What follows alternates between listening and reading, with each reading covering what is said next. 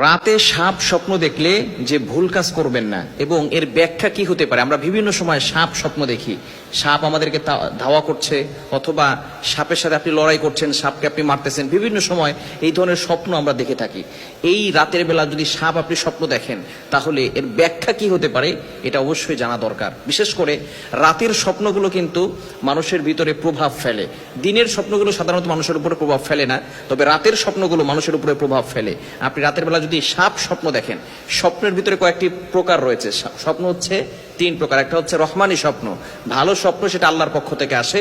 দ্বিতীয় নাম্বার হচ্ছে শয়তানি স্বপ্ন, আপনি রাতের বেলা ভয়ঙ্কর স্বপ্ন দেখছেন, এটা হচ্ছে শয়তানের পক্ষ থেকে আসে। খারাপ স্বপ্ন, এটা শয়তানের পক্ষ থেকে আসে। আর একটা হচ্ছে খেয়ালি স্বপ্ন, আপনি রাতের বেলা অথবা দিনের বেলা যেই সবসময় চিন্তা ফিকির করেন সেটাই আপনি স্বপ্ন দেখছেন।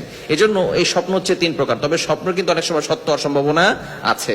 ইউসুফ আলাইহিস সালাম কিন্তু স্বপ্নের সবচেয়ে বড় ব্যাখ্যাদাতা ছিলেন, এবং আবু বকর সিদ্দিক রাদিয়াল্লাহু তাআলা স্বপ্নের ব্যাখ্যাদাতা ছিলেন। শুধু তাই নয়, মুহাম্মদ ইবনে সিরিন তার যুগের সবচেয়ে বড় স্বপ্নের ব্যাখ্যাদাতা ছিলেন।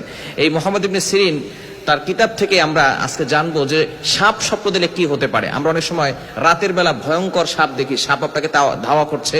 রাতের বেলা স্বপ্ন কিন্তু বাস্তব হতে পারে। এখন সর্বপ্রথম যে ভুল কাজটা আমরা করে থাকি, সাপ স্বপ্ন দেখলে আমরা মানুষের কাছে বলে থাকি খবরদার এই ভুল কাজ কখনো করবেন না। যদি আপনি মানুষের কাছে বলেন, সে যদি উল্টাপাল্টা কোনো ব্যাখ্যা করে, সেই ব্যাখ্যা কিন্তু আপনার উপরে পড়ে যেতে পারে। এই জন্য খবরদার কারো কাছে এই ভয়ঙ্কর স্বপ্ন দেখা, খারাপ স্বপ্ন দেখা এবং সাপ স্বপ্ন দেখলে আপনি কাউকে বলবেন না।